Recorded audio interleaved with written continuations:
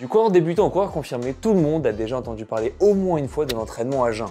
Autant l'endurance fondamentale, il y a des gens, ils courent pendant des années, ils n'entendent jamais parler, autant l'entraînement à jeun, ça y a du monde. Mais concrètement, à quel point les coureurs l'utilisent réellement? Quels intérêts, quels désavantages y trouvent-ils? Pour le savoir, nous avons posé la question directement sur la communauté du campus. Alors, courir à jeun, miracle ou mirage, c'est le sujet de cet épisode 25 du Grand Débat.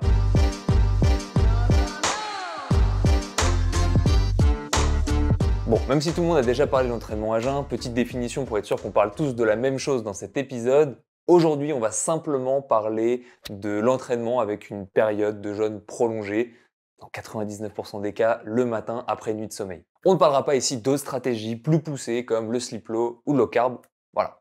D'après vos témoignages, je ne m'attendais pas à ce que vous soyez si nombreux à utiliser régulièrement l'entraînement à jeun. Si on devait classer les raisons qui vous poussent à la pratique, la raison numéro 1, de très loin, c'est par souci logistique. Maintenant que j'y pense, en effet, c'est pas si étonnant, car quand on est coureur amateur, un des créneaux les plus rentables pour placer son entraînement quand on aime se lever tôt, c'est le matin avant d'aller travailler. En général, dans ce cas-là, après avoir essayé une première fois d'aller courir après son petit-déj et de s'être rendu compte que c'était pas l'idée du siècle, on finit par courir avant son petit déjeuner. Et si ça se passe bien, eh bien les gens se retrouvent donc, par pur souci logistique, à courir à jeun. Donc ça c'était la raison 1, mais dans ce petit process de test que je viens de vous expliquer, évidemment, il y en a qui se rendent compte que ça ne leur convient pas. Je prends par exemple le message de Claire pour qui une séance à jeun assure une mauvaise séance, ou bien encore le message d'Aurélie qui témoigne de devoir au moins manger un petit truc avant l'entraînement pour que ça se passe bien. C'est ce qu'on appelle gagner en expérience. Ce sont des gens qui ont essayé de courir à jeun et qui ont simplement ressenti que ça ne semblait pas être pour eux.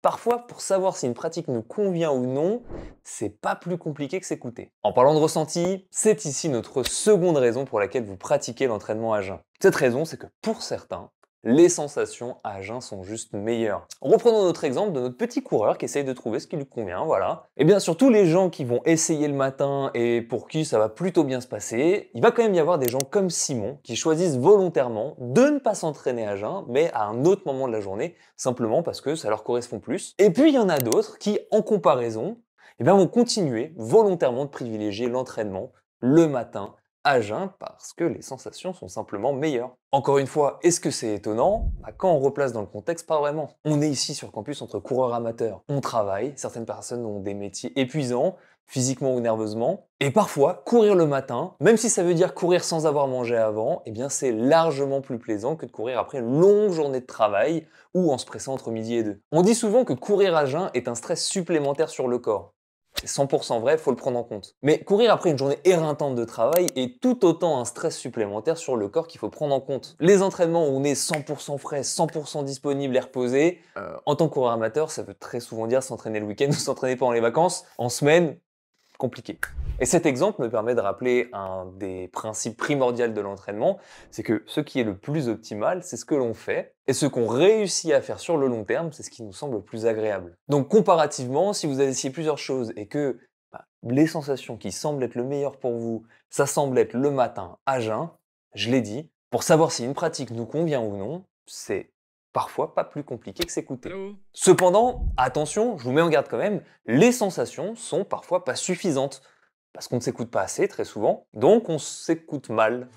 Oui, ça veut dire quelque chose. Il peut être nécessaire, voire primordial, d'avoir une approche plus rationnelle. Dans le cadre de l'entraînement à jeun, à quoi ça ressemble une démarche rationnelle? Eh bien, ça ressemble à l'exemple de Florian, qui souligne, très justement, qu'avec tout le sport qu'il fait, il ne peut pas se permettre de sauter le petit déjeuner au risque de créer un trop gros déficit énergétique. Vous allez me dire, c'est quoi le risque d'avoir un trop gros déficit énergétique? Quand on parle de déficit énergétique, on pense évidemment à des témoignages comme celui de Ludo, qui nous explique comment il a perdu beaucoup de poids grâce à cette stratégie. Merci Ludo de nous avoir partagé ton témoignage. Mais forcément, on se dit, attends, ça veut dire qu'on a une stratégie qui nous arrange logistiquement et qui en plus nous permet de nous affûter? C'est tout bénef. Eh bien, en soi, de façon isolée, si on court une, deux fois dans la semaine à jeun et qu'on rate le petit déjeuner, parce que c'est là le petit twist, comme ce n'est qu'une fois par semaine, ça n'aura très certainement aucune conséquence. Sauf que ce n'est jamais isolé du reste de notre vie.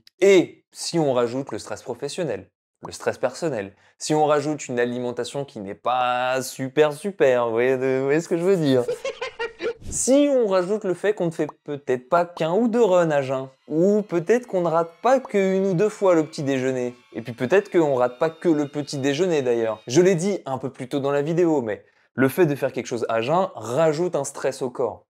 Ok, un stress de façon isolée, le corps le gère très très bien. C'est quand ce stress est cumulé à tout le reste du stress qu'on a ou qu'on se crée dans notre vie que ça peut poser problème. Et c'est ainsi qu'au bout de plusieurs semaines ou plusieurs mois, si on a de la chance, ça peut finir soit avec un syndrome de déficit chronique en énergie, plus connu spécifiquement dans le sport sous le nom de syndrome REDS, Relative Energy Deficit in Sport, soit avec des dérèglements hormonaux qui sont parfois graves quand ça dure vraiment longtemps, voire même parfois irréversibles. Dérèglements, je suis quand même obligé de le dire, qui touchent plus facilement les femmes que les hommes, même si ça arrive aussi aux hommes, pour différentes raisons génétiques ou culturelles. Je reprends l'exemple de Ludo, désolé Ludo, mais en réalité, si ça s'est bien passé pour toi, c'est parce que tu ne le savais sûrement pas, mais tu avais les statistiques de ton côté.